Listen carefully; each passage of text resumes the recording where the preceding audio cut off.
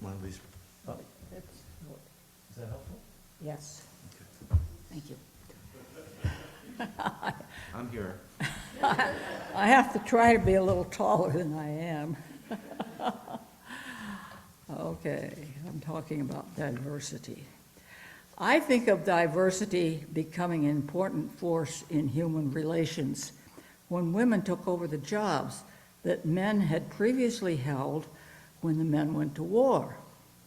Think of Rosie the Riveter during World War II. Of course, Rosie had to go back to being a full-time, unappreciated homemaker following the war's end. But things began to sizzle in the 60s when both women and blacks began to ask for first-class citizenship, and the concept of equality for a diverse population became a little broader. Think of Angela Davis in Ms. Magazine with Gloria Steinem. Next was the appreciation of sexual diversity. Everyone wasn't just male or female in both biology and brain function, as my generation at least grew up thinking. People with a mixture of thoughts and desires asked for equal rights. And of course, they are still not fully accepted. We need to continue to work for equality in these many recognized areas.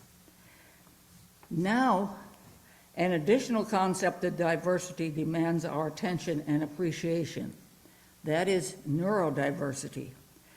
We have long known that some people were schizophrenic, bipolar, autistic, and many other diagnostic terms that are accepted by the governing associations. A less dramatic part of this diversity are the sensory processing disorders in children that were described so well by our own Matt Melnick. These people were different.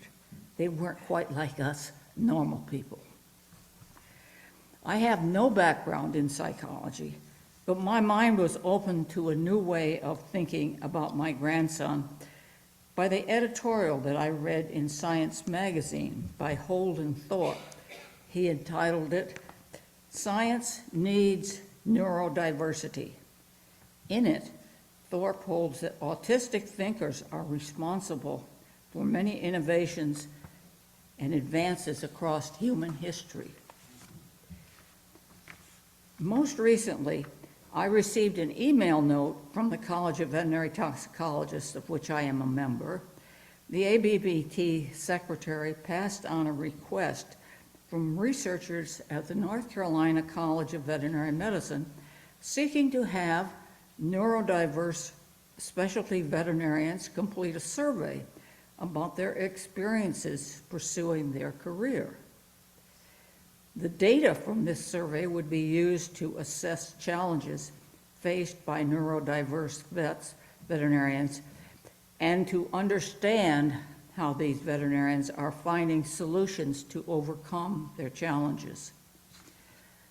Neurodiversity for the purposes of this survey included 12 different diagnoses, as disparate as ADHD, that is attention deficit hyperactivity disorder, bipolar disorder, intellectual disabilities, and sensory processing disorders. Now, making the news at the recent Democratic National Convention was, of course, Gus Waltz's emotional shout, "That's my dad." His father, Tim Waltz, said Gus, his high school senior son, has a nonverbal learning disorder, attention deficit hyperactivity disorder, and an anxiety disorder. Waltz and his wife believe that Gus's conditions are his secret power and describe Gus as brilliant and an excellent son and brother. We've come a long way from the conformity of thinking of the generations past. Thank you.